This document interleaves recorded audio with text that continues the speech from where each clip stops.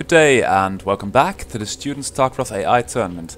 The theme for today, if you listen carefully to the music and if you see both of these players, is ZvZ, because I always thought, well, it would be nice to take a look at the mirror matchups, and of course the mirror matchup which has drawn the most attention is TVT, mainly because all the big guns consistently have been Terran. But I thought let's see what these Zerg players are going to do, and we'll start things off slowly with a game of two of the newer, well, very decent Zergs, I should say. They're pretty good. It's Microwave as the red Zerg, and as the green Zerg you've got BFT Joe, and they appear to be doing a mirror build.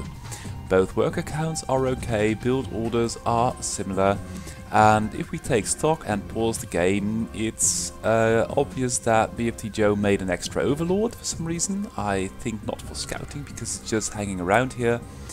And one of them has been going out for a scout, the other one too.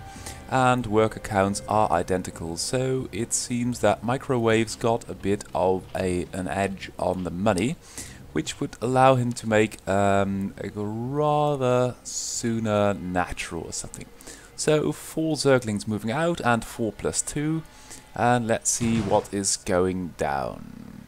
Bit of a standoff for now, and now the 4 of BFT Joes are being chased back by the 6 of Microwaves, and that's a very quick lair, and that is no lair. So we've got a quick lair versus no lair, and Microwave's got a lot of money. It's got 500 minerals, and now taking a natural. So we've got a quick lair versus a natural, and will we have... oh, that's going to be a Spire.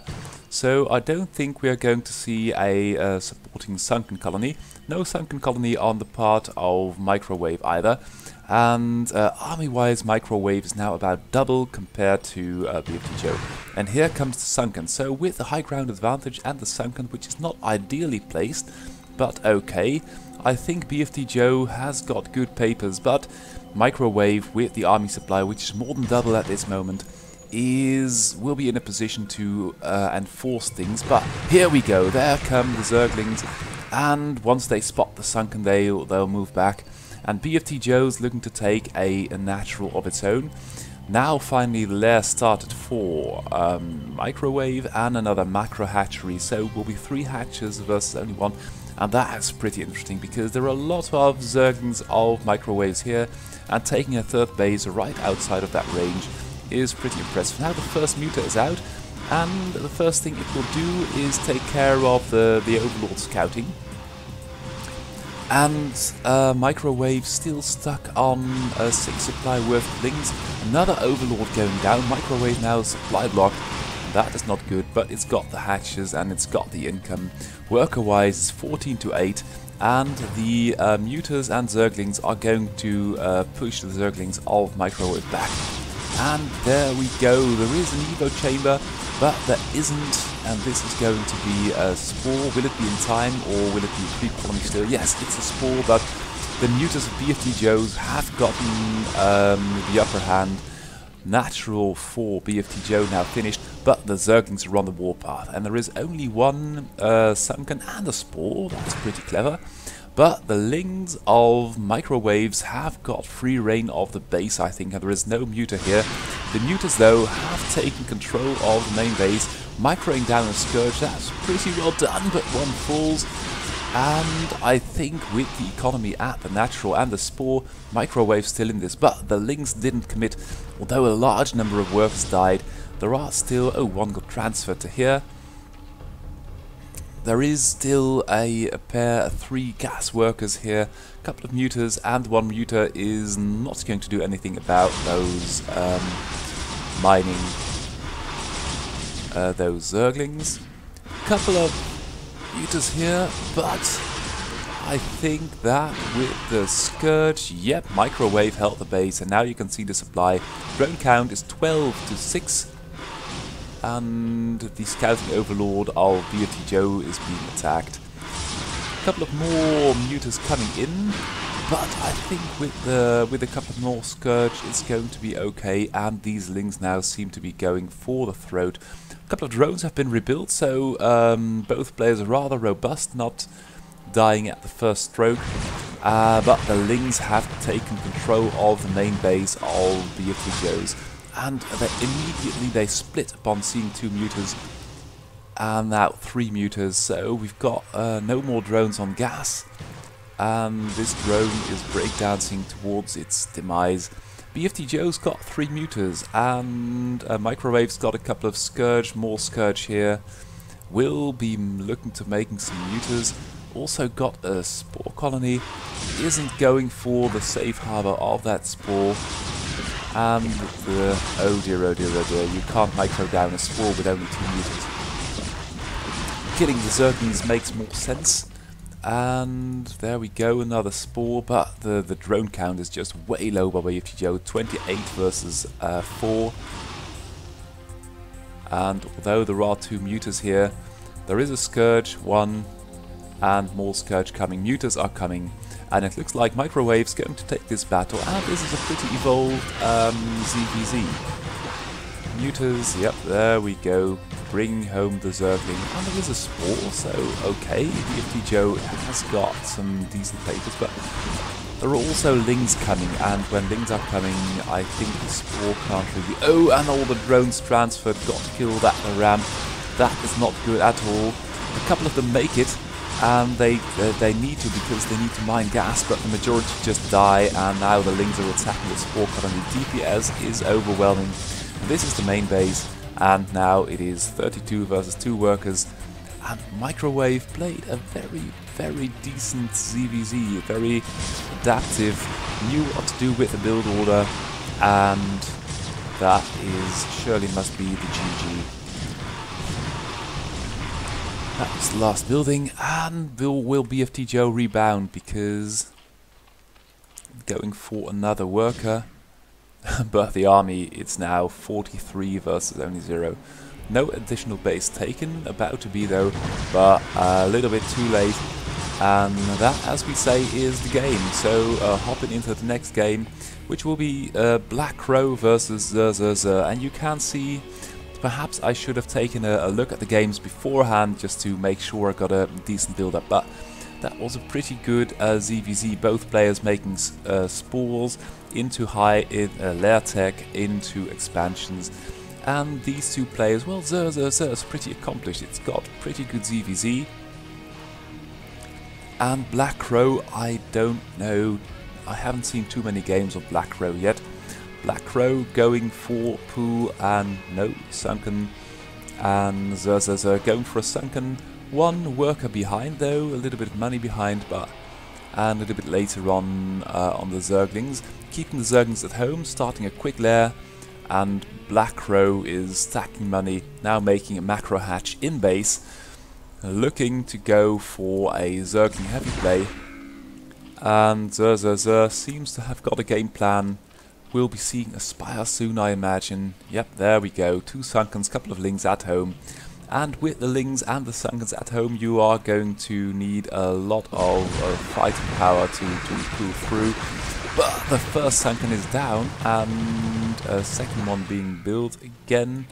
No lair, it's just going to be drones, hatcheries, and once that Spire gets going, and if you get a couple of mutas, I think ZvZ will have the game. But that's a lot of Lings, lots of Lings incoming, but they're going after the drones, and the one Sunken saves it.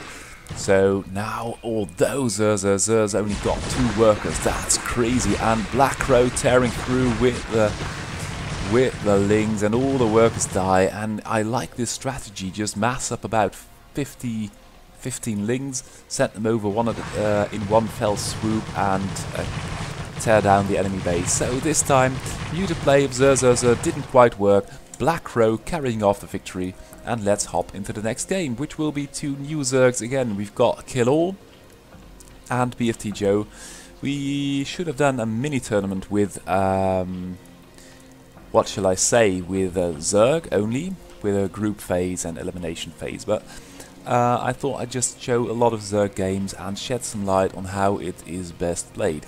And of course, Zerg versus Zerg is always a trade-off between workers and fighting units, and then fighting units, it will be a toss-up between Lings and Mutas. And this looks like a very late. That's a very late spawning pool by BFT Joe. Lings are on the way and the pool isn't finished. He's got 2 more workers. 1 by now, but you've got to fight Lings with drones, and that's not good. Worker count for BFT Joe plummeting. Still going for, oh hello, going for a lair of only 4 workers, 2 army supply. And the Lings of 3 army supply now. The Lings of Killor are fleeing 2 Sunkens, and that's a very defensive play. Killor appears to be going for Zerglings only, and worker-wise he's in a good position, so let's see how this will be going.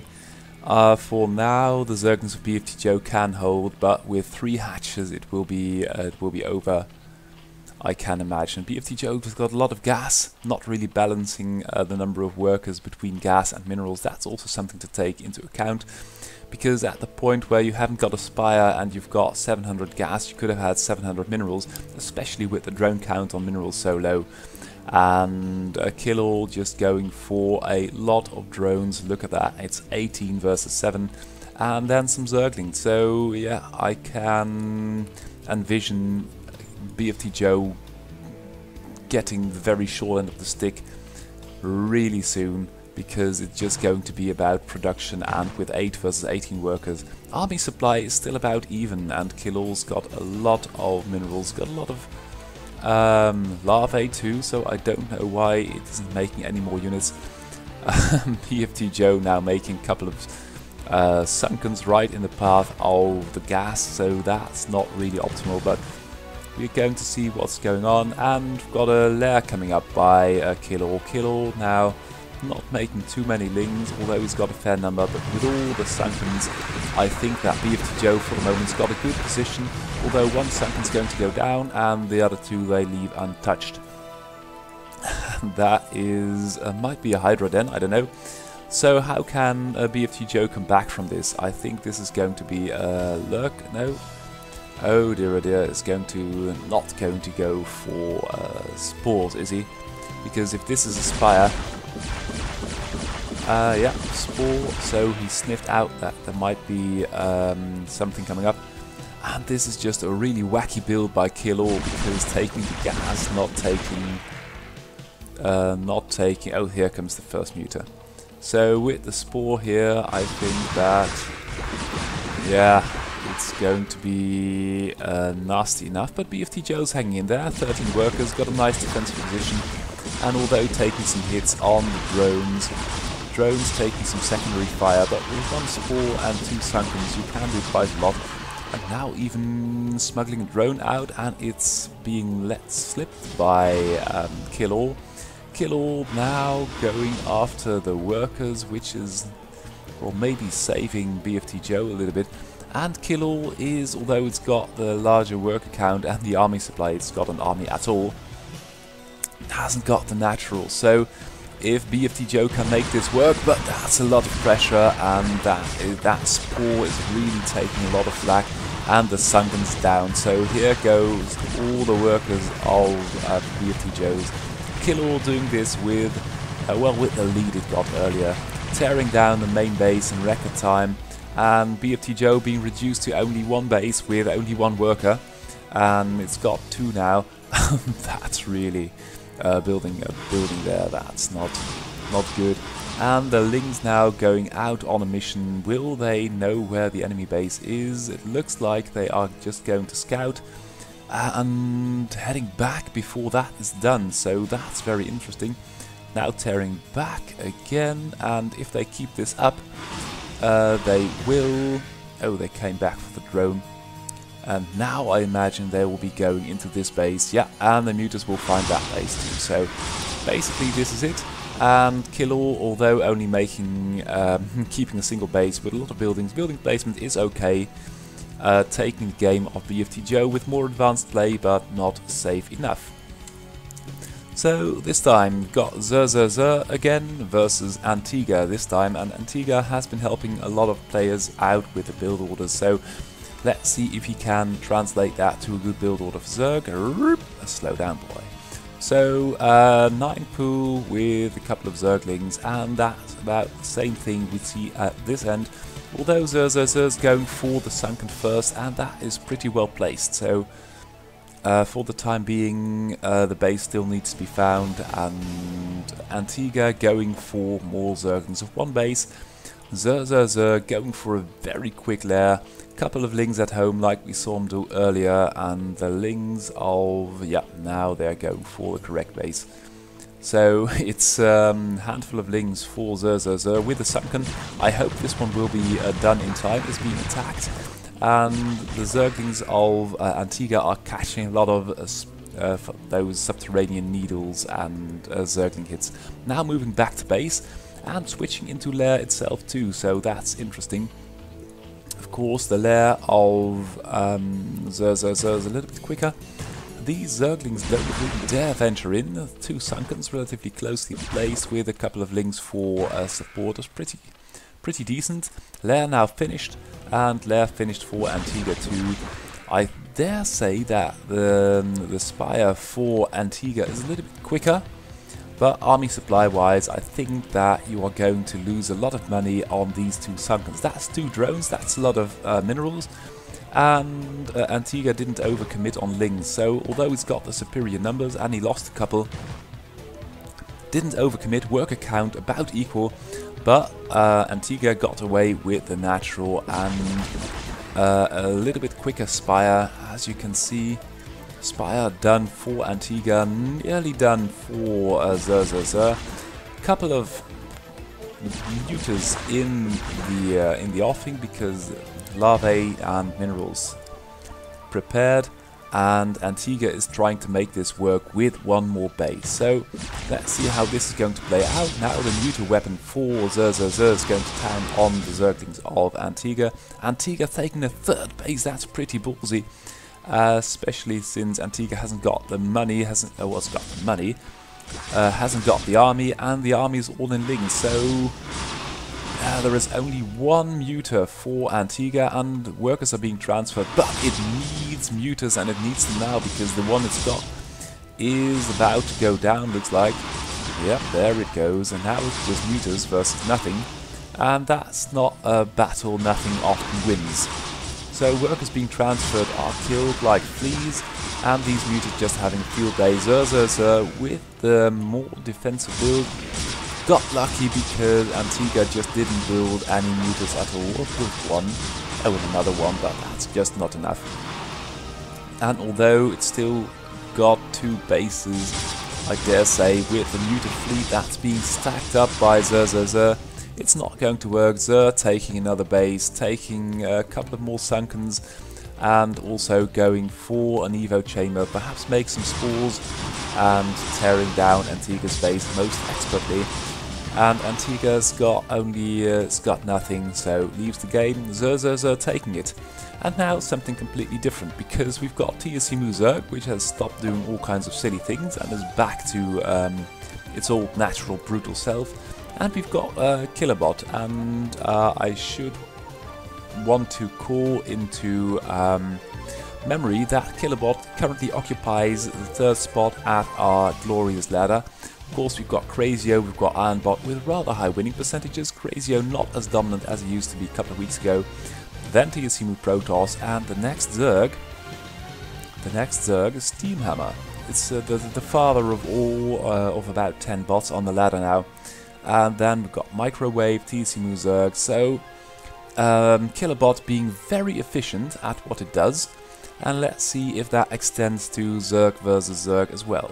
So TSCMU going for a pool, and Killerbot will follow suit. And as you can see, it's just going to be a mirror matchup. TSCMU taking the gas, Killerbot taking the gas as well.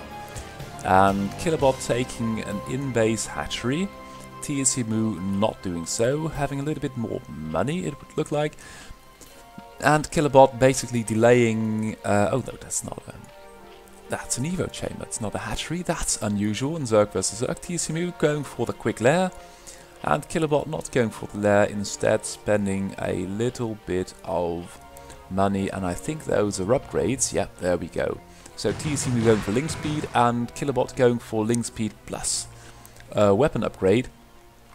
And army supply wise they're about equal, but TSCMU's Zergling is just making his way out of there and now getting cut off. So Kilobot really efficient with the grouping, and one link getting in, getting some scouting information, but Kilobot really keeping its unit close together and now trying to smuggle a drone out, but it's moving back and it's not trying to go out there again. It's got a pretty good concept of safe zones. Kilobot's Zerglings taking a Ling on its own, TSCMU going for, I don't know what that is, and Kilobot is just stacking up a lot of money. It really seems bent on taking an expansion. TSCMU, however, climbing the tech tree, and I think that's a wise thing to do, because if you've got a couple of mutas out, TSCMU taking a stray Ling of Kilobot as well. TSCMU with 5 army supply, 7 workers, 8 workers, 9 army supply, so Kilobot doing pretty well, taking 2 hatcheries at once. TSCMU taking the map with the links, trying to get in, trying to nab a drone, oh dear, and that is pretty brilliantly placed, because now TSCMU, although turn out its own base, now they should be coming in, because these Sunkens can't hold forever, and Kilobot with a dedicated attack just going for the kill.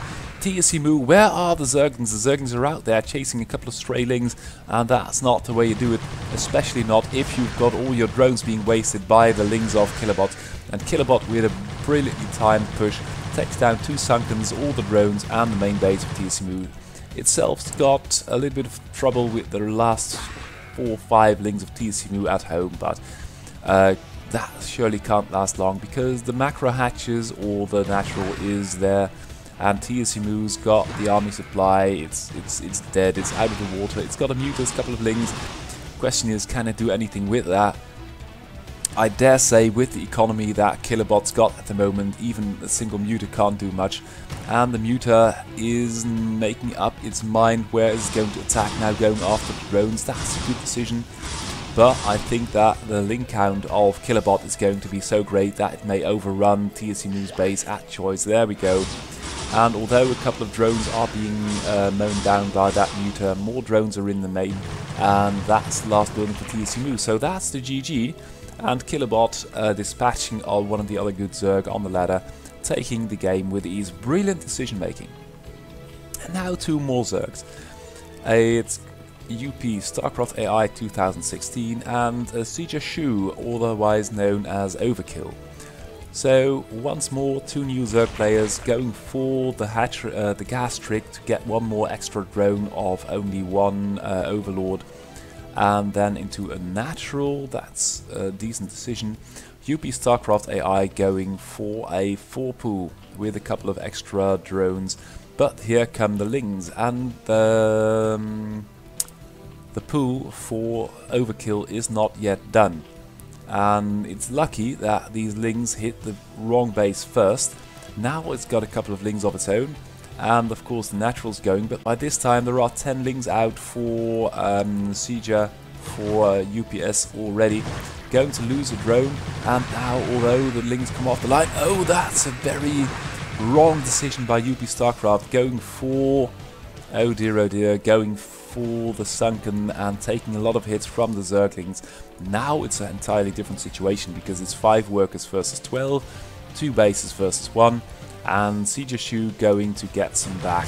The drone, the Ling counts are even, now taking worker, taking another, losing, but it's 4 versus 13 workers, and that surely is going to be the game, especially since we've got a lair coming up, and with 2 hatcheries you can produce a lot of Lings. UP StarCraft AI is trying to scramble back into the game, building some workers, but I think that Overkill's got this.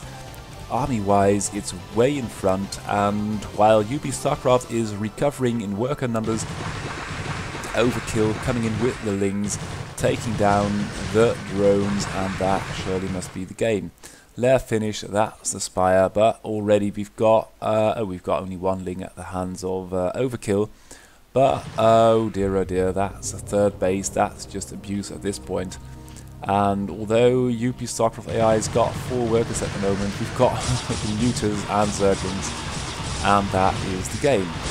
So let's see what we've got. So I thought, well, let's take a Killabot, of which I know it's got very good ZvZ, and put it against a Zerg which is known for doing one thing. And if you look at what's happening, you can see a 4-pool in action with an extra drone going for a scout. Killabot going for some kind of special tactics. It went for a 9-pool, and a 9 versus a 4-pool. You can do that. Oh, and that is surely not. That is very late on the lings. You can hold with a 9-pool versus a 4-pool if you've got the defender's advantage, and I think that is exactly what's going to go down here. Killabot, or at least the author Marian Diveka, knew that, and although a couple of lings are on the way, the army supply, we've got 6 at home versus 2 defender's advantage, and now we've got 9 versus 4 workers. This is only going one way at this point. Killabot chasing 6 lings with 6 lings. I don't know what that's about. Now losing some, quite decisively so, but with a couple of lings at home and drone advantage, I think this is going to be a victory. And you can see Killabot not making any workers at this moment, just going for Zerglings. And this drone, again, deeming this area unsafe, is not going to colonize the natural. It's just going to take a small vacation in the mineral field, just trying to get more ahead economically. And Killabot is just going for the throat because it's got the +1 attack, it's got nearly done, and the speed. So those are 2 advantages which you'd not like to neglect ordinarily. It's very important in Ling versus Ling battle, and picking off stray Zerglings, although the army supply of Zandong is a little bit bigger, right now I think here's going to be the natural. And although Zandong with a victory, I think that Killabot's got this because it's lost a couple of workers, or built a couple of buildings with them. Only got 7 workers, 7 versus 5, so that may be a problem in the long run. You can't lose too many fighting units, but with the upgrade advantage as is, I think Killabot's still in a pretty decent position, although it should be careful not to get overrun. And that is what may happen versus a relatively simple bot like Zandong. Now with 5 workers, and with 5 workers of course you can later on build a macro hatchery. Killabot going for an in-base macro hatchery and the natural, so we'll soon have 3 hatches and the drone lead, although the drone lead has dwindled somewhat. You could have built a couple of drones, but the edges in ZvZ are so small, and the decision making of when to attack or when to backstab are just so great by Killabot. And right now it's 4 versus 2 lings. The natural is up, it's mining, and the macro hatch is up as well. So yeah, this looks like a victory. Zandong going for the gas. I don't know why. It's a little bit wacky. If you've got only 5 workers, you build a gas, you've got 4.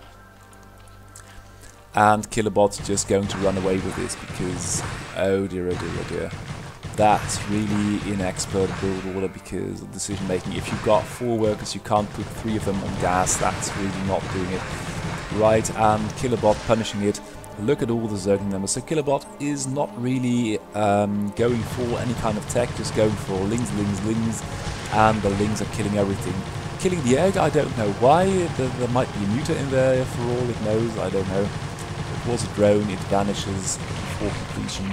And that is the game. So Killabot really honoring its name, and I thought, well, let's put it up against another Zerg. It's Microwave. Microwave has got a very good ZvZ. It likes to tech a little bit, so we're going to watch the build orders of both players, and it looks like an exact mirror. Worker counts are similar, and I think it's going to be a double 9 pool. There we go. And there we go, gas taken for Killabot, so that's interesting choice. Gas taken, and I think that is going to be the Evo chamber, and I really like that build because with the gas and the Evo chamber, you've got the +1 speed relatively quickly, and you've got the +1 weapons, so you can, oh, that's really ballsy versus Killabot. You can always out-micro your enemy if you've got the +1 and the enemy hasn't. So you can always decide to run and save hit points on Zerglings. Like we see here, the Zerglings are running. +1 isn't finished yet, so Killerbot's got to be a little bit careful, but once it's done, if you think you are going to lose an engagement, you just run away and you get off scot-free, and that's very good. And you see immediately after the 100 gas has been mined that the workers are going back to minerals, and it's a 9 versus 9 worker situation, and it's going to come down to the upgrades of Killerbot and the expansion of Microwave. Army supply wise, Killerbot a little bit ahead, and once these upgrades kick in, and I don't really see why it should attack now. That's very sloppy, losing a couple of lings, getting another one badly damaged. Killerbot going, yeah, and Microwave smelling blood is going all for it, and now you're going to see the speed difference, which will allow you to pick off the last Zergling here. It's going to take a couple of hits, but of course the lings should keep moving, and Killerbot getting in way too deep with the advance guard and losing a couple of lings. Microwave with the army advantage and now the natural up, so that's a huge problem. Taking an in-base third hatchery as well. Killerbot rather late, and I really find the confrontations of Killerbot in this matchup lacking in this match. It's got the upgrades, got the speed, got the weapons, but the fights themselves are not really going as he would like them to go. And army supply wise, Microwave is not ahead. That's strange. Oh, the lings must still be here. And Killerbot again picking a fight it shouldn't really take, but with the +1, look at these Zerglings being efficient. Tearing down Microwave Zerglings really fast, and now it's a half army supply versus 5.5. And if this Sunken isn't going to finish immediately, oh, and that's pretty good, making the lair in front for some more hit points on the more endangered lair building. That is good, but I think that Killerbot, oh look at that. When it's nearly done, they switch to the Sunken, tearing it down, giving a little bit of hope to Microwave. But now going for the drone now, but this lair is not going to finish. It's cancelled, that's pretty good.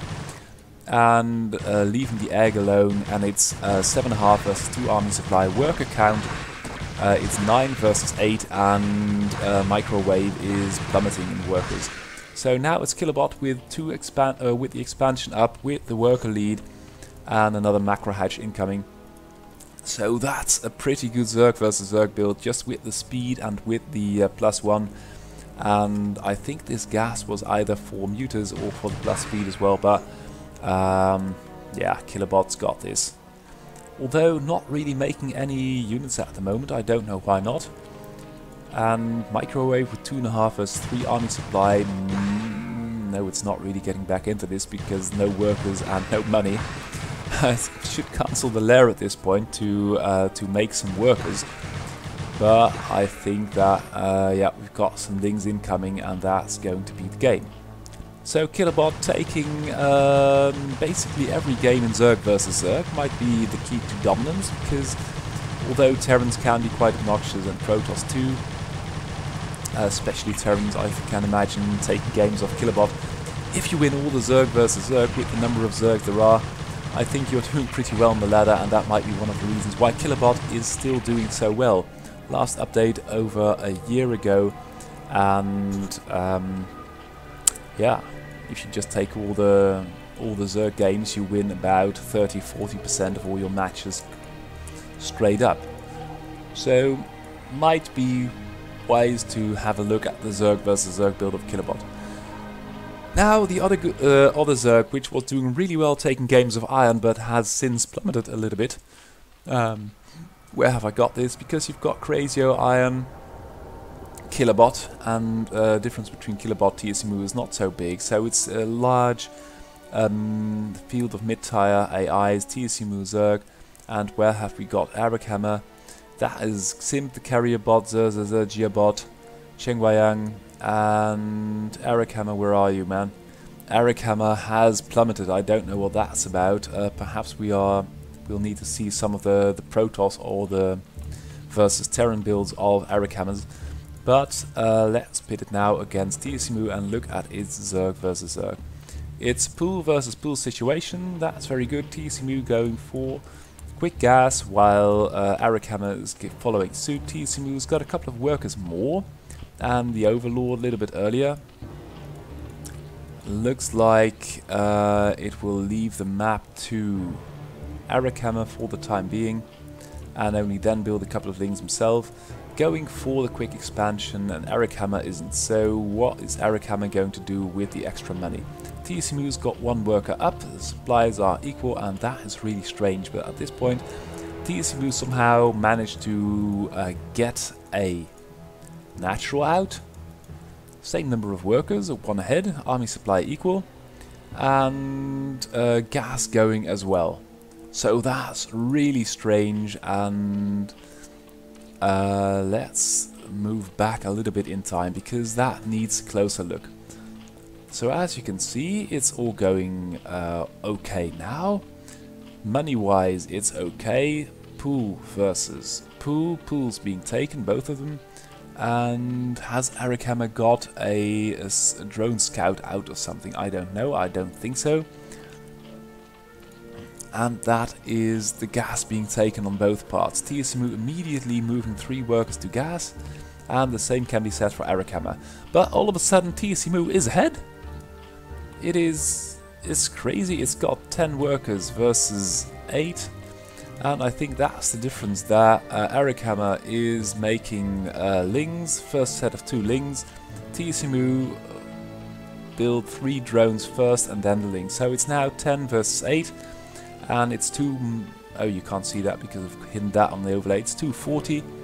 And then TSMU's got enough money for the hatchery all of a sudden, and I don't know why, because where the hell did that come from? Let's take a look at that.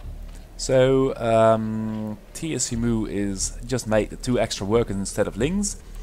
And then no workers, no Lings, just saving a little bit of money. Those are 3 Zerglings. And then saving money, saving money, saving money with the 3 Lings out. And once the 3 Lings are out, Arakhammer has got 8 workers, TSMU's had 10, and the natural, and now is 1 worker up, and the army supply is about equal. Arakhammer has got Lings out on the map, TSMU's got them right at home, and TSMU with 8 versus 8. That is really how you get ahead. You use the defender's advantage, make an extra drone, and take out, oh dear, there you go. And that is not good at all, because those are creep colonies. And if those are creep colonies, that means 2 less drones. TSMU hasn't been near here, hasn't shown any Zergling pressure. But because, oh, Arakhammer now going for the kill. TSMU is not fighting a good fight at this point. Although there are more Zerglings here, they are fighting fragmentedly. And that's not good. Not good at all. TSMU fighting for dear life. Are there more Zerglings coming? No, Arakhammer's got this. 4 Lings are now attacking the hatchery. And although he built 2 Sunkens at home, has got 2 less workers, hasn't got a natural, is now going after that, and TSMU is trying to fight with the drone. Yeah, you're never going to win that. Arakhammer is going to take down the natural, and TSMU, what can it do? Go for a lair, hope to gain something with that, and hold the high ground. Going with it, with the drones, with the Lings, and saves the natural right on time. Worker counts are equal. With the Sunken now coming up, at least if it doesn't protect the drones, it will protect the hatchery for the time being. And Arakhammer is not in a good position, I would say, because those 2 Sunkens are 2 drones, a lot of mining time, a lot of minerals. And TSMU used those minerals to build a lair, and it's got a lair. And although worker count a little bit down, it's got the extra hatchery. Workers are equal now. TSMU on the warpath. And Arakhammer's got the speed, that's always good. You can see TSMU losing that battle. The new Zerglings, however, will carry it for TSMU. TSMU again building workers. I'd say that's a good decision, but what's happening here? Oh dear, oh dear, oh dear. I don't know if the replay is corrupt or Arakhammer just keeled over. TSUMU appears to be doing quite fine, so I think Eric Hammer is suffering from some kind of a defect, and although there is a lair building, I can't see this doing anything for Eric Hammer. Oh dear, that's really sad. That is really sad. I'm going to try and reload this game, but I just hope that and this is really in record speed. When did these all of a sudden these, yeah, I don't know why. All the workers of Eric Hammer suddenly stopped mining, and TSUMU is running away with this because he's making workers, he's making an army, and Eric Hammer's drones are doing this, so that's not good at all. The Overlords are still doing something. Yeah, TSUMU can't really get in there. Now trying to go after that Sunken, tearing it down. TSUMU's got this in the bag. Eric Hammer for some reason just keeled over, and that's really sad because now, well, you know why that's sad. So, Kill All with a dedicated Zergling Pump build versus Cheng Wei-Jiang. And Cheng Wei-Jiang I haven't seen too much of, so interesting to see what's going to do. That's a 5 pool, and Kill All going for a 9 pool. Of course, with a defender's advantage, 9 versus 4, 5 pool, it's you're coming out ahead. But then again, you'll need the micro to back it up. But with a Sunken and the lings of your own, I think you're doing pretty well. And that drone is, well, you know where he is now. Shouldn't do that. Losing another drone. It's 9 versus 4 workers, and this is really going overboard on the Sunkens. But of course, you can do that if you're ahead. And Cheng Wei-Jiang is going for lots of Overlords and a couple of Lings, so that's not really an ideal build order. I like Kill All just parking the bus, 3 Sunkens in the choke of the main base, a Macro hatch, lots of Zerglings, and although Cheng Wei-Jiang has got the superior Zergling army, you can see this University of Alberta combat sim thing going on, moving back and forth, back and forth. Question is, what is Kill All going to do? What's he going to build? I'd say build a round of drones, if necessary. Take this is really weird because he should have the money, but isn't really using it. And the drones are... there is something terribly wrong with the drones. They are not mining any money at all. Only occasionally one goes back with a sliver of minerals, and the drones of Cheng Wei-Jiang are doing great. So there is something really crazy about the way either the drones are used in the Steamhammer code, or I think that there is something wrong with the replay viewer. I hope it's not the latter, but it's been working fine, and Cheng Wei-Jiang is going for a lair, going for an expansion, so it is there, the functionality. And this is, oh look, the drones have restarted, they've rebooted themselves, and Kill All is going for one more Sunken in the choke and another one, so that's a lot of Sunkens. One lurker might have done the trick as well. And Cheng Wei-Jiang is trying to make it work. I think a couple of mutas would come in handy here. Worker-wise, it's about equal, and that's just a lot of Sunkens to take on for these Zerglings. And will we see lurkers? If this is a Hydra, then perhaps we might. But it is a Spire, so I think that... that's not clever. I think that Cheng Wei-Jiang, if he isn't building any kind of anti-air, is going to suffer horribly.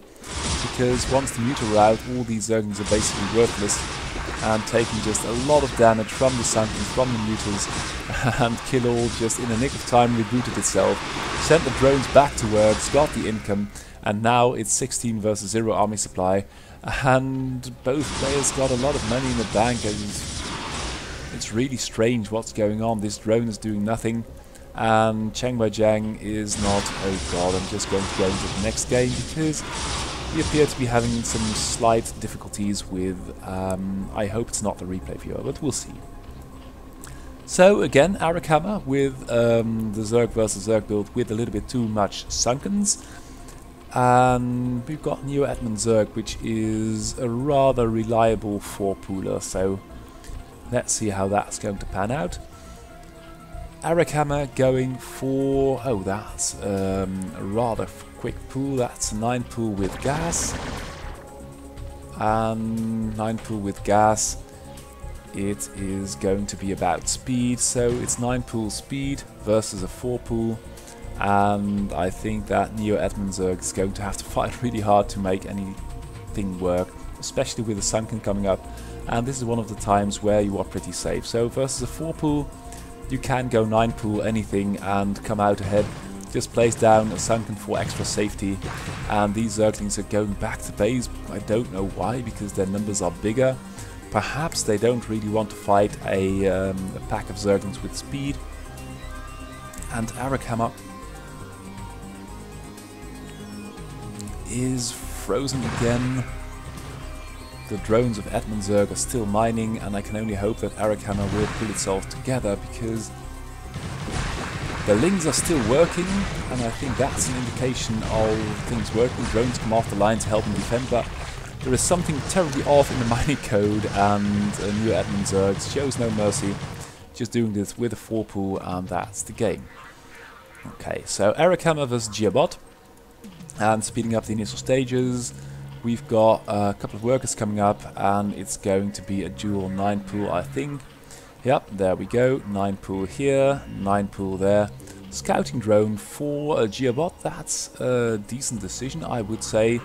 Gas and a Sunken at the other end. We've got no gas, we've got a later gas, and we've got an expansion first. So Arakama thinking he can do this with a quicker expansion and a quick lair for Geobot. Geobot now going out with the Zerglings. Army supply wise it's a little bit ahead, although Arakama's got the speed done, and you can see that paying out immediately because Arakama is just rounding up Geobot Zerglings with a vengeance. Geobot of course has got the Sunken there, and although that spire is a little bit out of the way, I think it's going to be okay. And Arakama is going for a lot of Sunkens, and that's not good, because what you should do is scout that spire and try to do something about that. And Arakama's got way superior Zergling numbers, and if he waits until there is a Muta out, those Zerglings are exactly worth nothing anymore. Now we've got 2 Mutas, and Arakama is just building Sunkens. That's not good. It's got an Evo chamber, so a Spore, and the Spores are relatively well placed. I think you can just snipe a couple of drones here, but this bunch is protected, and a Spore there as well. So now we've got 4 Mutas out versus 2 bases, and we've got 2 Spores. I'd like to have a Spore here, just to have to, you'd like to make sure all the drones are covered. The hatchery of course can take a little bit of a beating, and the Mutas fly straight back. That's really interesting. We've got about 6 Mutas now, and Arakama, what's he going to do? Going for a lot of Lings, and the Mutas are there, so the Lings are basically just free kills at this point. 1 Muta for Arakama.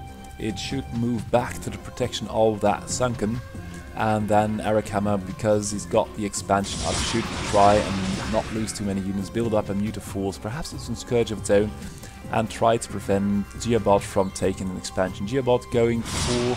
oh, Geobot went straight for the kill for the Spore, and is now taking down drones, taking down Mutas, and with the superior Muta count, I think that Arakama is losing way too much, especially once he starts transferring drones, and I really think that the drone micro of Arakama is really suspect, and that may account for its drop in the ELO rating. Counter-Strike didn't really do much, and that's a Queen's Nest for God knows why.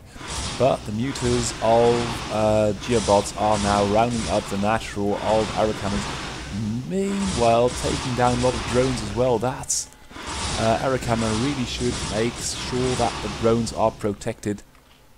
Trying to put pressure. Oh hello, what's this? Have we got any upgrades? We've got Overlord speed, Hydra speed, and that's a really wacky builder by Geobot. Of course being kept in the game because the Muta count is so high we can just micro down this one Spore. And once the spore is down, oh, that's really cute, microing from here to there, and the spore is going to go down. We've only got one muta left, and that's badly damaged. Oh no, it's okay. But at this point, I think that it's going to take a lot of play from Arakama to get back into the game. Geobot on 17 workers, and the natural nearly done. The natural, oh, Arakama is still standing, but this one muta is doing disproportional damage. One Hydra being chased by a pack of Zerglings, and that's just really weird. We've got 3 queens for reasons, and Hydra upgrades, but not a single Hydra. And this one muta is just doing damage to the main.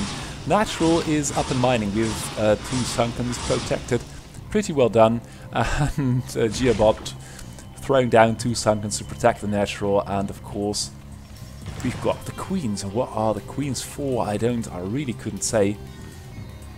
And this Hydra with speed is playing tag with the... oh, hello, slow down. What's that queen going to do? Surely it's quite beyond me, and this one muta is just doing so much damage to the main base of Arakamans, it's unreal. Arakamans with the drone count back up, but I dare say Geobot's got about 3 times as many workers. Got a pack of queens, got a couple of Hydras. Is he going for lurkers? No, doesn't look like it. And Arakama, only thing he needs is to plop down 1 spore or something like that, or make a couple of Hydras. With the Sunken now, and I think that... oh, that was Broodling. So apparently Broodling is the thing in ZvZ now. Taking the 3rd base. And these Zerglings not really going to get in there. A couple of Hydras coming off. And these Queens and a Hive. This is really the wackiest build ever by Geobot. And Arakama suffering so much from a single muta in here.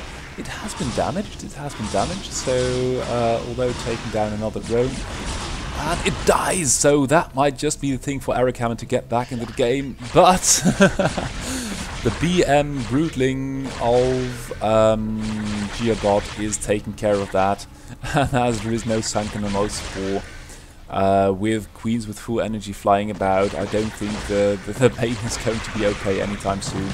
This drone will live. At least until the queen's coming back from Geobot, and Geobot going for there are more queens now. It's got hive tech, it's got 3 bases, got the drone count, and oh here we go again. Here we go again. Oh, where is it? Here is it, and that is really working well at this point, but in the end it's just not going to be about BM but about army production. And the question is, what will Geobot do? It's got an army supply count of 55, and that's a lot of queens, a lot of Hydras, but the Hydras at this point aren't doing anything. And here comes the queen again, and shutting down 1 more drone. Drone count for Arakama is okay, Arakama is in a decent position, but at this point the economic disparity is just so large that Geobot can do everything with queens and still win. But here come the Hydras, and the Hydras have got upgrades, got weapons, got range, got speed, got the armor as well. And that's just a lot of Hydras. So that's that. The last worker has been Broodling in the main of Arakama.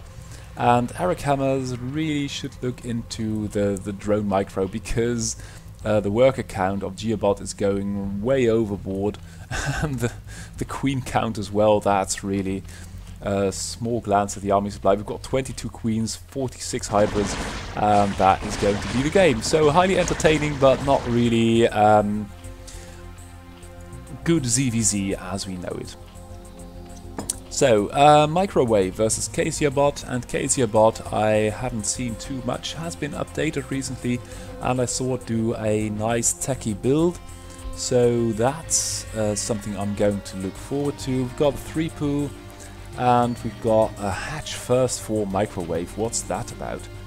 Is that going to be macro hatch into poo and then try to do it with the defender's advantage? I don't know. Overlord, that's bit of a missed timing, because you are going for a 9 pool into attack, and 2 drones, drone chasing a drone, that's a bit of a waste too. Oh dear, we've got, I'll just rewind. We've got this drone. Is it going to get anything done? No, we've got 3 drones of microwaves getting into the fight. And microwave now with 2 Zerglings versus 6, that's going to be a problem. But of course with the defender's advantage, but you should try and keep them together, perhaps fight a little bit with your workers as well. As you can see, of the original 6 Zerglings, 4 are still left and a lot of Lings have been killed. A couple of workers are going to be killed as well by Kasiobot. And Kasiobot looks like he's just going to take the game right here, right now. 4 Lings come out in a nick of time for microwave, and now it's 2 macro hatches versus an additional base. Worker-wise, Kasiobot is ahead, but I think you could hold on a little bit longer with those 2 hatcheries. Of course, 4 drones aren't really enough to support 2 hatches. As you can see, lots of larvae, and Kasiobot looks like he is just going to power through. And this Ling, oh, this Ling's nearly dead, so I think that's why it's staying at home, trying to regenerate. Kasiobot though, oh, the Lings are stuck in the middle of the map for some reason. I don't know what that's about. Oh, and there they go. So putting a bit of pressure on Microwave. Microwave lost this ballsy play with the macro hatch first, and I dare say that macro hatch first isn't really the best build order. Microwave 5.5 army supply versus 9.5, but I think with the extra income from the natural, although that doesn't really seem to play a role yet, and Microwave going for gas. Have you got upgrades? Microwave's got the speed and's got a pretty good concave at the ramp, but there's just too many Zerglings for Kasiobot, and Kasiobot going into the drone line once again, and that's surely going to be the game. Taking the third, this drone's still scouting there, but this is over. And although you've got a lair coming up, you haven't got the money, you haven't got the workers, but there is one worker somewhere. Oh, that's this one here, scouting. There are just too many Zerglings, and Kasiobot showing some great tenacity and just going for the kill. And let's see what the 2 best Zergs can play for a ZvZ, because we've got Killabot, and Killabot, I need not remind you, is the 3rd place in our current ladder, and that's quite interesting and quite impressive for a bot which hasn't been updated in, I think, a year now. And we've got Steamhammer, which is the mother of the father of a lot of bots out there, of course itself being an expansion of the University of Alberta bot, but as the best ranked bot among its clan of the Steamhammer bots, and also going for a hatch first, and that's really ballsy. Killabot going for gas first, then the same thing, going for speed and +1 again, while Steamhammer is going for the gas, going for the macro hatch, and that is just an interesting build order. The thing is that there are 6 Lings heading this way, and those 6 Lings will have speed and +1 relatively soon. Oh, and Killabot losing the first one, that's unfortunate, and it will need some rallies. The rallies are forming up, and you can see now that is going to be a little bit of a tug of war between Killabot and Steamhammer, and really this is some kind of a match for the crown of ZvZ. We saw Killabot beat every other opponent I've thrown at him, or I've showed the replays for this broadcast. Killabot going for the kill, and there is no sunken, so Steamhammer under a lot of pressure. 2.5 army supply coming with the drones to help the fight. Killabot taking an expansion behind that, but with all the drones going down, I can't possibly see this going well for Steamhammer. The Lings with the 2 macro hatches, or with the macro hatch, are coming right in the nick of time. Drones have been lost though, and you can see now these 3 drones aren't mining now. That's a lot of mining time lost. Killabot with the worker lead and with the natural now, drawing back. As you can see, both have got speed, but Killabot's also got the +1. Might also do the +1 armor while he's ahead, but not doing so, just making Lings, making a couple of hatches of its own, and is now under a bit of pressure because the army supply of Steamhammer is decent. No follow-up though, so with the defenders... Oh god! Killabot wasting a huge fight, all those Lings trying to run instead of fight, and that is a lot of Lings lost. Army supply is precipitately falling for Marion Viveka's Killabot. And now it's got a bunch of angry Lings gnawing at its natural hatchery, giving Steamhammer a chance to bounce back into the game, and quite a good chance at that. Drone numbers are rising again. And although Steamhammer, oh god, look at all the damage being done, the natural hatch nearly halfway dead, it's going to fall. And more lings are coming for Steamhammer. Steamhammer not making any wrong moves, just going for more lings, pumping lings like a madman, and Killerbot is struggling to keep into this game. The natural is gone, and while he was ahead with one false engagement, really wrong to just move your lings instead of attacking, now losing all its drones, and Steamhammer is going to take a game of the Zerg vs Zerg champion Killerbot so far. So that's pretty well done, wouldn't you say? Drone numbers are okay, Killerbot dead in the water, and that is the GG. So only a couple of more Zerg vs Zerg games, and then I'm moving into the games which have been recommended to me over the last couple of weeks, which I haven't had time to put into broadcast. We have got Arakhammer versus Microwave, and that is a 9-pool versus a 9-pool, and Microwave going off with the Scout, so good information is worth something, you'd say. And this Overlord's going to Scout it as well, and I don't really know if it is worth the one drone to have it scout and roam around the enemy base like that, but of course that's up to the authors of these bots involved. And Microwave going for a couple of lings, Arakhammer going for a couple of lings, and it's a bit of a ling thing in the middle of the map, both going for speed. That seems to be the standard, and speed with +1 seems to be the standard for Killerbot, which has got the best ZvZ at this moment. That I like, just taking care of that scouting drone. Arakhammer, 2 workers up, that's interesting. Microwave's got 2 less workers, and you can see that University of Alberta / Steamhammer running back and forth thing going on again. That is odious. Microwave going for the expansion, and Steamhammer going for the Spire. Steamhammer losing 2 drones, that's not good. He was 4 ahead, now only 2, and the lings of Microwaves are tearing into the base. Upgrade wise, they're perfectly equal, both only with speed, and Microwave supporting the push with drones, negating the defender's advantage. Worker wise, Microwave was 4 ahead, 4 down, now it's up because all the workers, no, not all of them, all but 2 are falling, and Arakhammer is left in the game with a Spire and perhaps a rogue neuter, but he hasn't always got the money. A rogue neuter might help versus the swarm of neuters which is going to pour into the base. Natural, of course, is done for Microwave, but the worker numbers 10 are not really enough for 2 bases, so good to keep them at the natural. Oh, and that is a wrong decision. Sending out a drone to colonize a base while you've got only 2.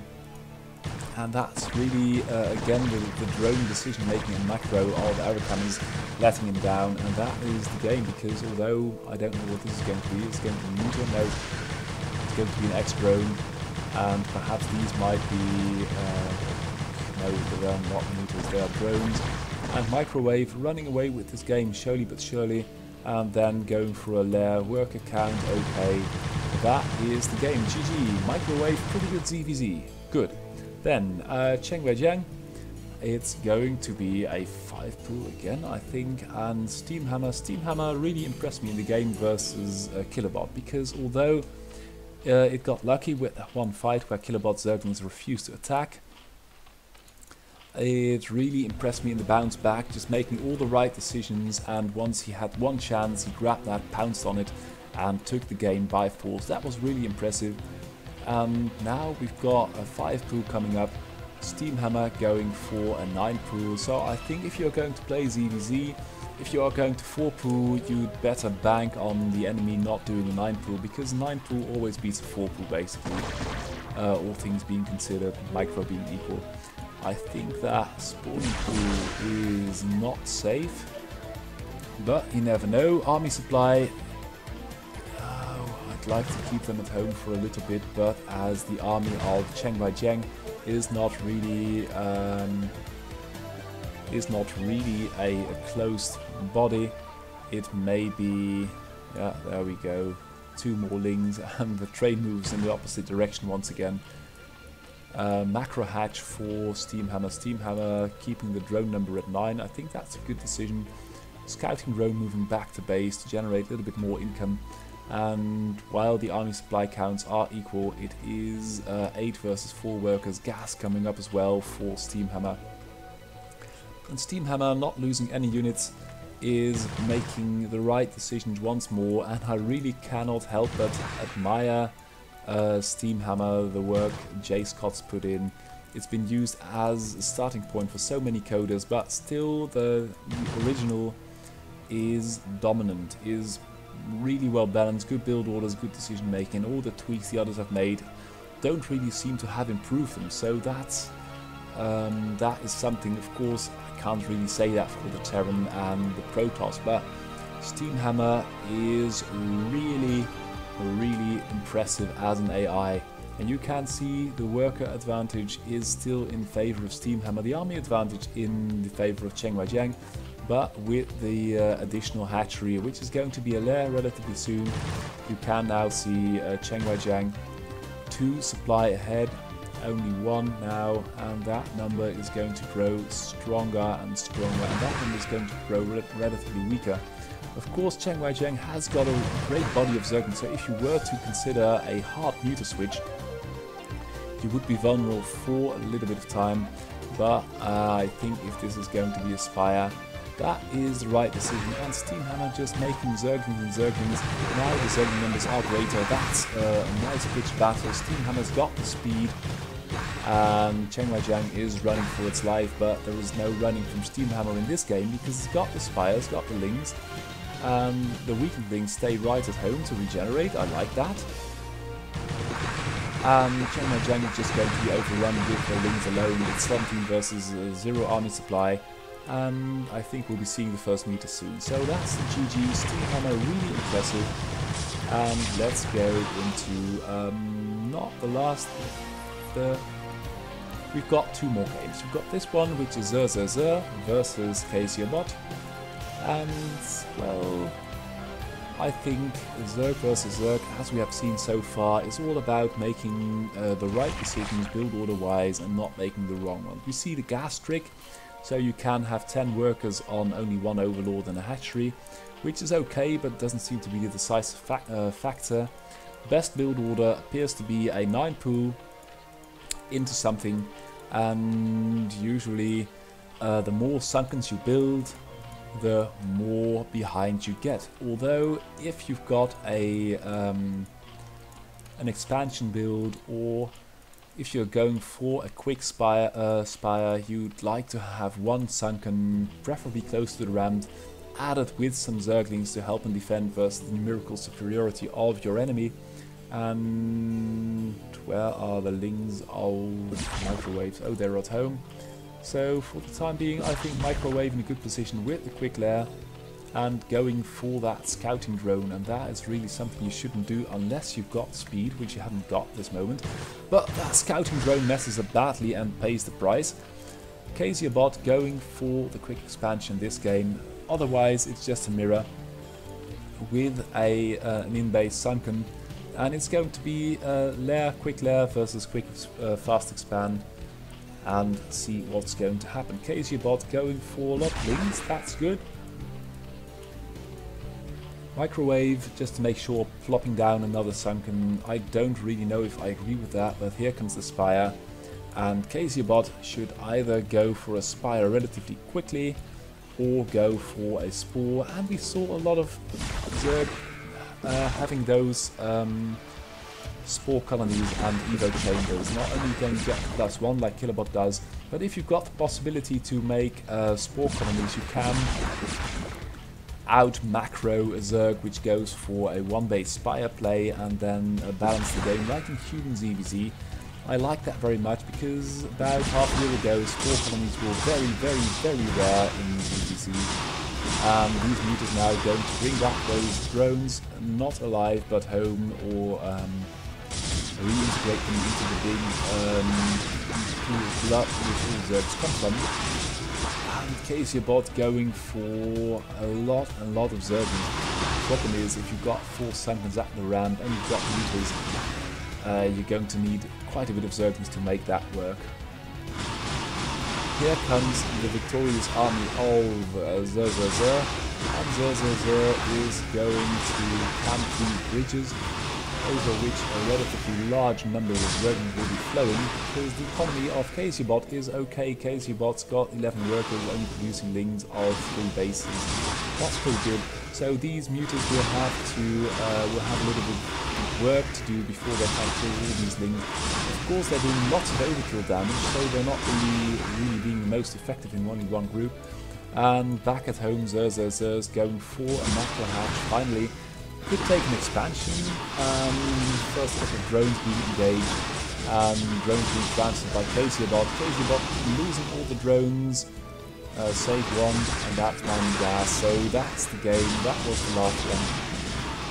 ZvZ, I said it before, it's got pretty good ZvZ, and that is the game. So last Zerg versus Zerg game, and for those of you loving Zerg versus Zerg, that's a bit of a loss, because we had a lot of Zerg versus Zerg games, and I try to show the state of the game in Zerg versus Zerg.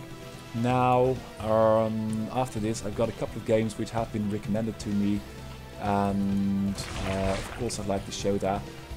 We've got the gas trick by Killall, and Microwave just built the gas. Otherwise, it's both a mine pool. And let's see if that makes a difference. So Killall did the gas trick, Microwave didn't. And yeah, that's the right place for a sunken. It's pretty well done. Microwave, pretty good ZvZ as well. And going for lings only, and I like that. It's just, you are relying on your micro and your decision making, and not wasting money on another sunken.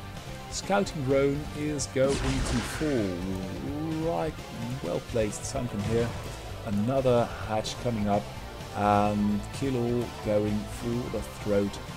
As we can see, Microwave just finished speed and is going for the kill, but with 2 Sunkens here, there is not really much kill you can go for, I would say, with Zerglings, because you're just going to lose an atrocious number of them, and both Sunkens now done, and you're never going to get past there with 1 base lings.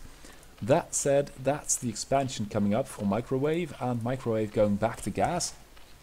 100, so I think that's going to be a Spire or something like that, and that is just going a little bit way overboard on Sunkens by Killall.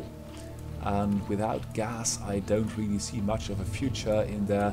5 Sunkens, and that would be okay if there were only lings, but I fear that before long you'll have to contend with muters as well. Here's the Spire, and that is really brilliantly done by Microwave, just harvesting 100 gas. Might stock up a few hundred gas for muters to make a first wave of muters, but going for drones only, and the worker count, of course, in favor of Killall with the 2 hatcheries. But it's a really rudimentary Zerg versus Zerg build with only 2 hatcheries, a lot of Sunkens, and the rest is an Overlord and Zerg, and the worker count is quite high, because you can never spend all this money off 2 hatcheries. You'd really have to smuggle out a drone to start a hidden base somewhere. And Microwave is happy to sit back at the ramp, just doing its thing, making workers, and although it's down in workers a little bit, because it's got 2 bases and not a heavily oversaturated main, it is doing okay. And Killall at this point seems to have stalled, Microwave hasn't, and that is really something which I find interesting, because we've seen so many Zerg stall. Just Eric Hammer with the workers. What is this going to be? That is going to be more lings, but it's 2,000 minerals in the bank. Microwave though, going for the Spire, going for another hatch, and I think that's going to be just a drone transfer. But worker wise, Microwave really a little bit slow, but it's okay. Not a 3rd base coming up, that's a Kakaru. And Killall is going for, what's this? Yep, but you haven't got gas, so what are you going to do with that? And here come the muters. And although the lings of Microwave will die, the muters are still there, and they're going to kill everything. might have did. A couple of spores, that's another base coming up. A microwave, a little bit slow, but with the right composition, namely mutas versus nothing that is has anti-air damage, it's quite a decisive victory. So this was the ZvZ special for the ZvZ special part. On top came out Kilobot and Steamhammer. Steamhammer really impressing me, and Kilobot, of course, as always, really impressing me as well. Microwave, ZvZ, taking a good couple of games, and that is just, I think, the state of the game in Zerg versus Zerg. Now, the game I had recommended to me is Martin Royackers, otherwise known as Litterbot, versus Zhu Yuan Heng. I'm not going to pronounce that correctly because I don't know where the accents are, but good. It's Yuan Heng. I'm just going to do it in English. Zhu versus Litterbot. Litterbot, of course, going for a nice bit of macro, going for the depot here, going to build a nice wall off here. Zhu going for pylon first, so of course as a Protoss you're always going to do that. And that is Forge first, that's interesting, in base Forge first. And looks like it's going to be some kind of cannon rush. And going for cannon on the high ground, or not going for a cannon at all. Oh, that's pretty ballsy, just right in the middle of the base, building a pylon, 2 pylons, and without any kind of combat units, you haven't really got the firepower to do anything about that. So I like this play, but when is the first cannon going to come down? Because we've got a barracks already, and we'll see the money's there. But where is, or is it really trying to build a pylon here? No, that one dies. And the SCVs are doing it, and there are drones being, probes being transferred, probes being built, but there is no cannon. And I think you've got a pylon here. The SCV numbers are going to rise. We've got Marines now 2. And that, I think, is the first cannon, and that's another pylon. So, 2 cannons, I like that, because it will take a while for Litterbot to have... Oh, yeah, no, that dies. To have tanks or anything that can deal with turrets in an efficient way. The workers are going all kinds of haywire. And now we've got 2 cannons up, and I think you'd rather want to push a couple of cannons up to here before making your way across the ramp. You can't make your way across the ramp because it's walled off. Very well done. And Litterbot is now building a factory which will produce a tank. And more cannons coming up. So yeah, that's going well, and every time a drone, a probe sees this here, the cannons will have a couple of pot shots at what's up the ramp. Of course there is a tank, and oh, there are so few SCVs harvesting that it will take a while for Litterbot to get enough money for siege mode.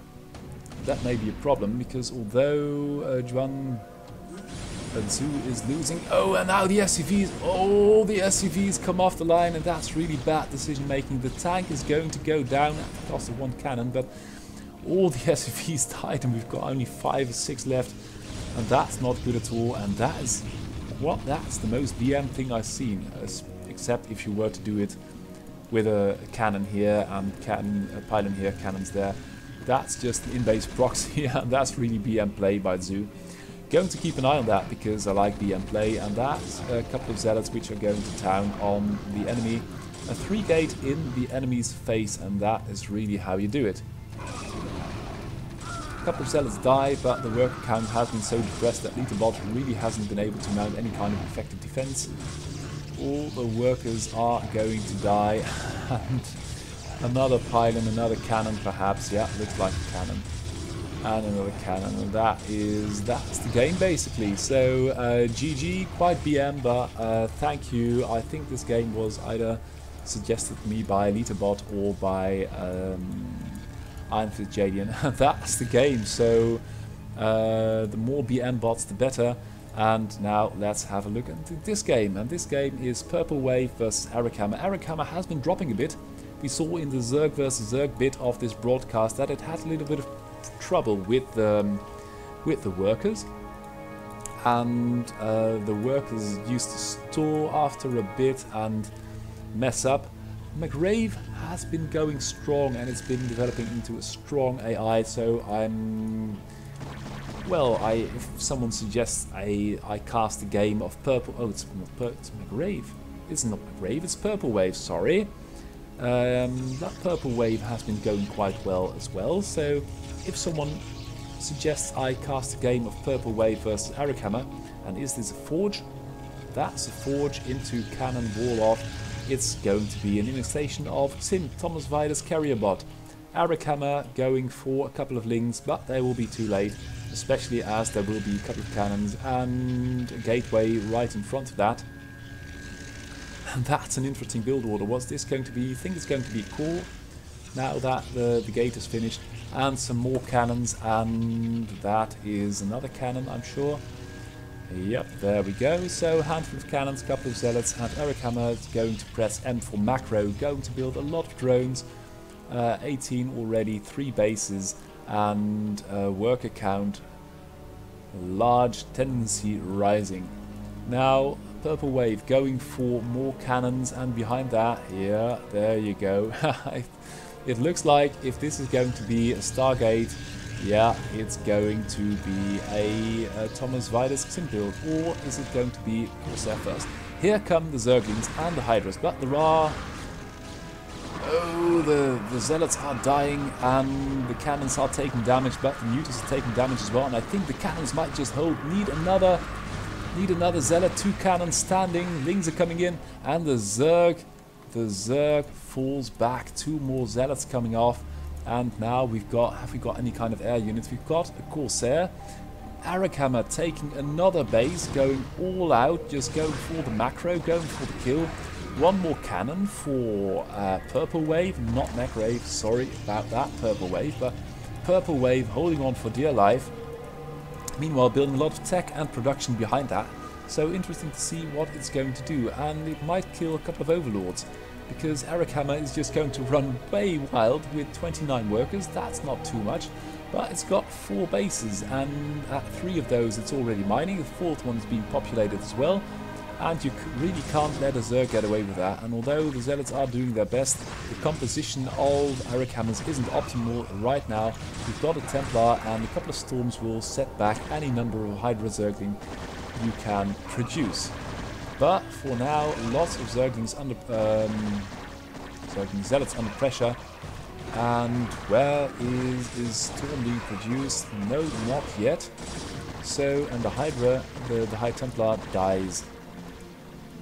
High Templar dies. We've got 1 more in the main. We've got a lot of buildings, but it's only 2 base. And Eric Hammer is running way wild. It's got 4 bases, sort of populated. Got the tech. What's this going to be? I don't know. Perhaps a Queen's Nest. And the base is just being put under so much pressure. Eric Hammer can't afford to lose a couple of Hydras. Here come the Lings, and the Zealots save the day once more. Only 2 cannons. And that is indeed a Queen's Nest. So 5th base taken for Eric Hammer. Eric Hammer running wild.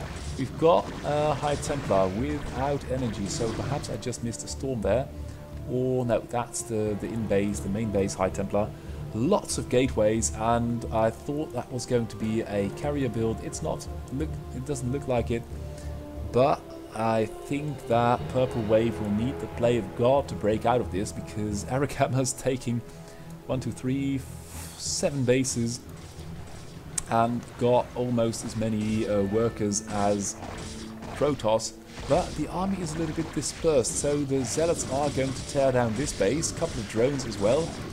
And a couple of Hydras too, and with the leg speed I think those Zealots are pretty dangerous, and the Zealots are killing here as well. Army supply wise, Eric Hammer's very, very low. It's been macroing so hard that it hasn't found the time to build a decent standing army, and I spoke about that last week. You're going to need an army no matter what, so don't, if you're on 5 base, don't have a 20 supply army of which half is still being produced. But now we've got a sizable Hydra force, should be able to beat back those Zealots, and this base lives. Hydras here have saved the day as well, and now Purple Wave was going to sneak out a probe now to build a 3rd, but is going to need to play very, very well to make this work. We've got a High Templar on the field now, we've got more High Templars on the field, and these Hydras had better beware, because a couple of well-placed Storm could tip the balance, and the Zealots are not to be counted out, but the High Templar are moving back, leaving the Zealots to fight with the Hydras on their own, and I can't really understand that. That's a bit of a googly, but the Zealots are pulling back, and perhaps if the Hydras come into range of these High Templar, they're going to do... Oh, and that's a nice Storm, soaking up so many Zerglings. That's quite well done. And the Storms are over here as well. All the Hydras are low, and now the Zealots are sweeping in for the kill. Oh, that Storm sort of misses. That one sort of misses as well. And that one hits a lot of Zealots. So, not a total success, these Storms, but for the time being, the Hydras are pretty low, and if a couple of good Storms would hit, a lot of damage would be done. I think that purple wave needs a couple of goons, because if you've got these damaged Hydras, that is going to, if you've got a bit of range, you can keep them at bay and take a couple of shots at these Zerglings as well. But it seems to be a Zealot Templar build. Main is mining out for Protoss, third is up-ish with a 1 cannon to protect, and Eric Hammer is flaunting 50 lings. We've got defensive structures at all the bases, and we've got a very small army, so I really wonder what that's about, because supply-wise, Protoss is almost doubling Zerg, and that's all in army. It's got its 60 versus 10 army supply, and the Zerg army is just being wasted on small skirmishes and not really doing much damage. The much more expensive and more powerful, individually powerful Protoss units are really running away with this. And Eric Hammer is producing units, but it's also losing units at an atrocious rate. And now you've got Zealots versus Zerglings, and if you look at the upgrades, we've got +2 weapons, +3 coming up, and the armor, there is no armor at all, so these Zerglings are really weak. And although we've got the Commissar Defiler consuming a lot of Zerglings, if you haven't got anything to fight with, namely 16 army supply of 50 workers, that's not going to cut it at all. And the Protoss is just having a little bit of a party with High Templars in the middle of the map, not fighting here because the Zealots are having too much fun of their own. And Purple Wave going for another base. Main will be out shortly. And we've got Swarm, and here are the here are the Templar. Only 2 lings, which they do not deem a threat. So it's a bit of a... might lose one, especially with more Zerg units coming up, but perhaps a critical mass of worth in potential storm damage will be reached and the storm will be cast. But I think, oh dear, these Zerg units are going to be in for a storm, and storm all over the place, over the Hydras, and yeah, if you had 2 goons or a couple of Zealots, you might not lose all these High Templars, but that storm cleans it up, and that one Zealot cleans up the last bit, and there will be some Archons soon too. But a couple of goons in the composition might work wonders for Protoss. Oh, and we've got one goon, right as I say that. Problem though is that Eric Hammer, although he's got a very small army, he's got a lot of production capability, and that's a nice play. Unfortunately on Narcon, which has 10 HP and 350 shields anyway, so that's not ideal. But I think that this Protoss composition with the +3 weapons, with the Archons and all the Zealots, is going to do quite well against Zerglings. And that overlord is done for as well. That's a lot of cannons. I can't really... And I must take issue with this Protoss composition, because the Templar and the Zealots and the Archons need to be grouped quite closely together. A couple of goons for some range, and I think that right now Eric Hammer is really suffering, because the worker numbers are okay, but the army is attacking haphazardly in all kinds of weird combinations, and Purple Wave can just take another base. Worker-wise, it's a Purple Wave with 75 workers. That's quite a lot for a Protoss as well. But if you use your army effectively, that is, if you attack a lot with it and have a large die rate, if you get some purchase on your units, you can play like that, because the production is there. Lots of production buildings. A couple of goons hitting the field, that's good. And quite a number of zealots, and the goons now can also keep things like ultras at bay. And that ultra is dying needlessly. Arakhammer, oh, that's a nice plague. Arakhammer really needs some kind of large army movement because it's been focusing on iron too much. And although I like this game, and there is a lot of bloodshed, I can't help but feeling that Zerg is not really fighting as effectively as it could. And this is a good wall-off versus anything coming up the ramp. One Templar with that, and perhaps 2 Zealots or something like that, and you got an impregnable base.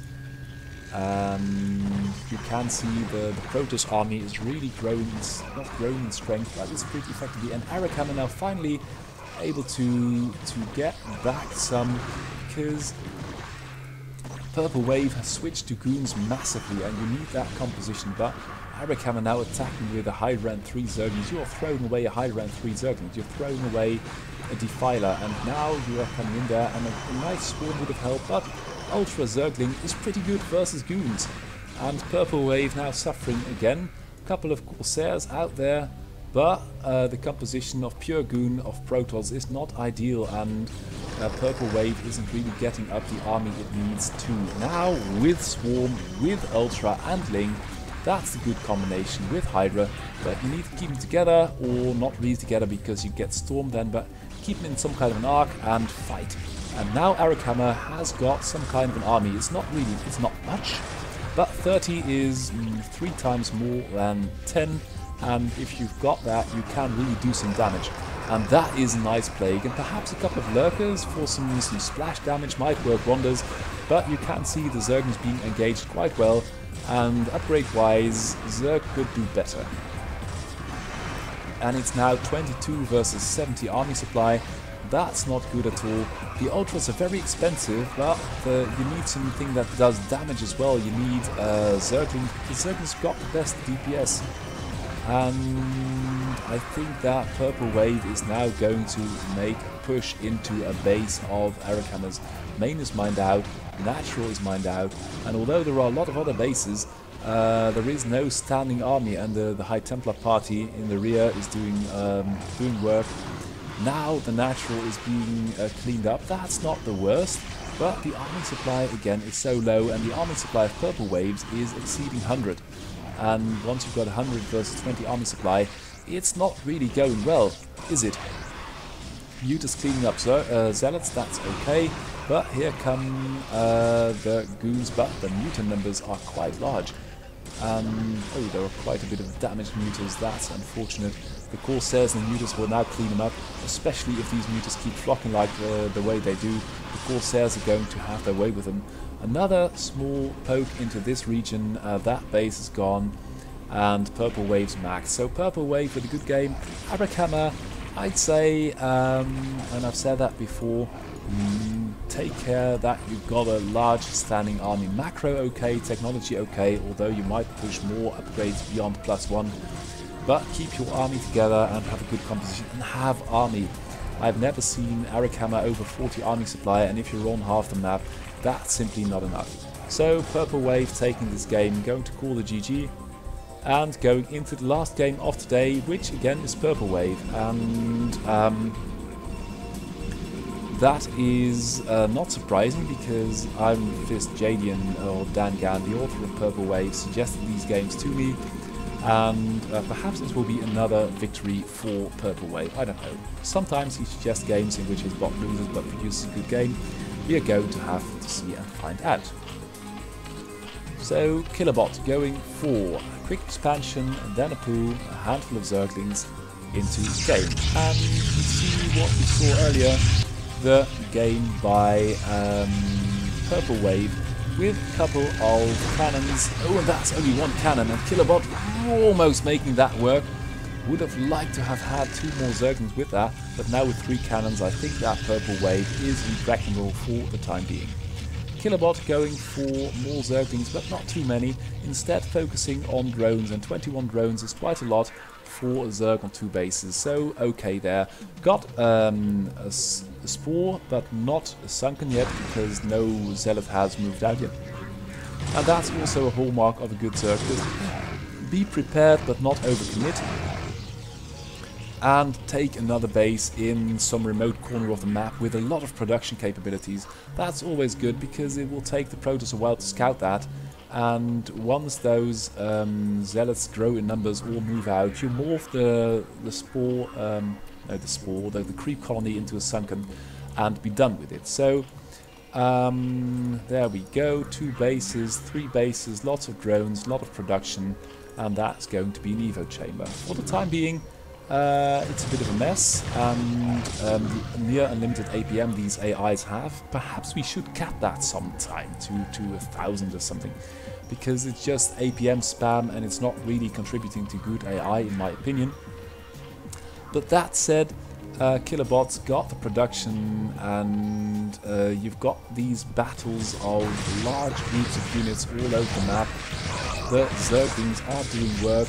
Protoss got +1, Zerg hasn't got +1 armor, so these zealots are really dangerous. And also we've got a Corsair doing work on these overlords, which is a bit of a pest as well. Could build some Hydras, don't know why not. But Kilobot going for another base. And we've got Zerglings and Hydras all over the map. We've got all kinds of skirmishes going on. And Purple Wave going for more production, more buildings, and the drone count is quite respectable, going to transfer a few to the 3rd base. A couple of cannons thrown up, that's always good, especially if the enemies are only Zerglings. But you can see now that, if you look at the minimap, we've got some units here and there, and basically it's Purple Wave being pushed back to the ramparts.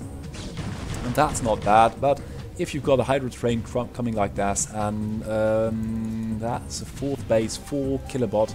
Kilobot really putting the stops, going for the macro, and you can see now that on a supply of 70, that Kilobot's got an army of 26, and that is only going to rise. We've got a Dark Templar, and this base was nearly under attack, but there were not enough Hydras to sustain the push. You're going to lose a couple versus the cannons and a lot of zealots. If you've got mostly Lings, it would be wise to pull back, and that's exactly what Kilobot is doing. Kilobot with 25 army supply, I don't know why, it's got a lot of money in the bank, but now building army. And you can say, well, it's a lot of Lings, but doesn't matter. If you've got a lot of Lings, the army can't just run over you and kill you. Take another base, just build army, it's 30 army supply, and remember, if you compare this to Arikama had at this point about 20, most 30, and this is a strong push with Lings and Hydras tearing into the natural, and although there is a Protoss push going that way, it is Protoss is suffering at the natural, and it's even brought an Overlord versus things like Dark Templar, and with the rallies Protoss does clean it up, but that's just damage done, and Zerg is trading effectively at this moment. This Protoss push is going to do lots of damage though. Zerg will need to reinforce that, otherwise it's in big trouble. It can't lose a natural like this, and you can see it was a heavy commitment on this front.